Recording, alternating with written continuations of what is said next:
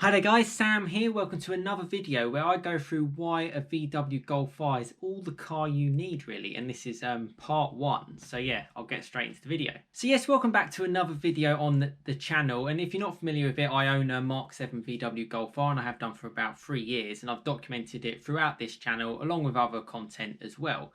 And I wanted to split this up into 3 parts over the next 3 days.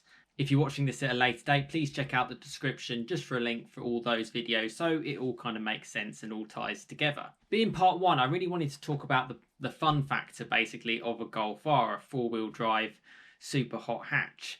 So yeah, if you're not familiar, so 300 brake horsepower. A lot of people subscribe to my channel, absolutely love it.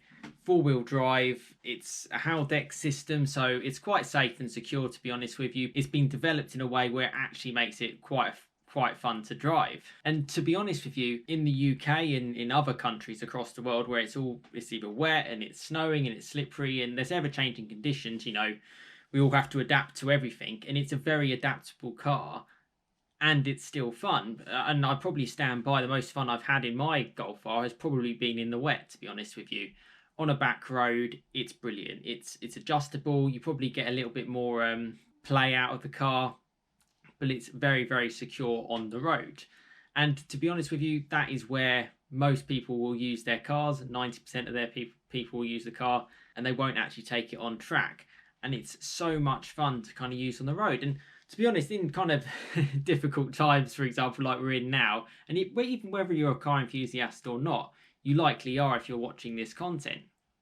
But even if you're not, it's a car that you can still have fun with.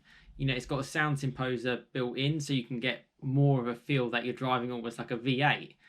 It still sounds good from the outside, but as we know, as time goes on, with 5th of June 2020 here, there are regulations which unfortunately limit the sound, and that does limit the enjoyment.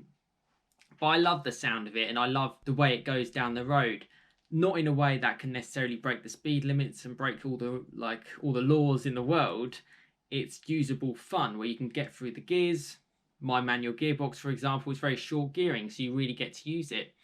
DSG, my subscribers, they absolutely love it. That it's a very much a channel that really does enjoy this car, and the community out there is really, really good. And I think the fun factor is really important when you're looking for kind of like a hot hatch and a car that is very much a sleeper car under the radar. You can really almost take this car pretty much to its limits on the road, to be honest with you, and still get the most out of it, and it will look after you at the same time. We're not all Lewis Hamilton or whatever.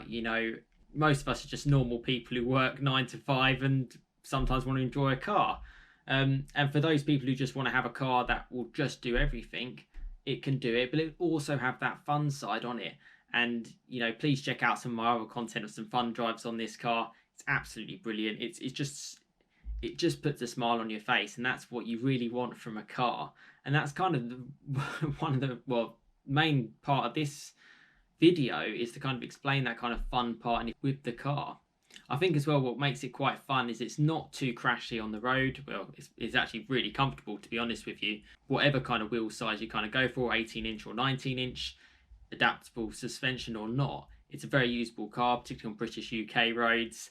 And that does also add to the fun, because it means you can kind of take on those roads without really having too much problems. We also have a Fiesta ST in our garage, and sometimes it's just a little bit too crashy. You can't go as hard, or as you have to kind of limit what you want to do because of the road surface. And with the Golf R, I've never really found that. You can absolutely hurl it around corners if you really want to, and it will just take it. It will put a huge smile on your face at the same time. And yeah, that's a real reason why it's all the car you'll ever need. I know there are other fun four-wheel drive hot hatches which I would like to try, to be honest with you. The new M135i, I think a lot of people have written off. They're all going to be pretty similar. 300 brake horsepower four-wheel drive cars, 1,500 kilos or whatever, 1.5 tons. They're not going to be too dissimilar. But the Golf R really set the story out, really, and that's why I kind of love it so much, and I think why a lot of people love it as well, and why it's such a fun car. So yeah, that's most of what I wanted to talk about in part one. So yes, stay tuned for part two tomorrow, where I'll kind of continue this little story. And yeah, let me know your thoughts in the comments of how much fun you kind of find your Golf R, or if you're in the market for this kind of car, And if you'd like to know a little bit more information, you know, it's a really great community here, and you know, I like to get involved in the comments as well as others. And yeah, check back on past videos as well, and definitely stay tuned for part 2 coming tomorrow. That's it for today though, so thanks so much for watching.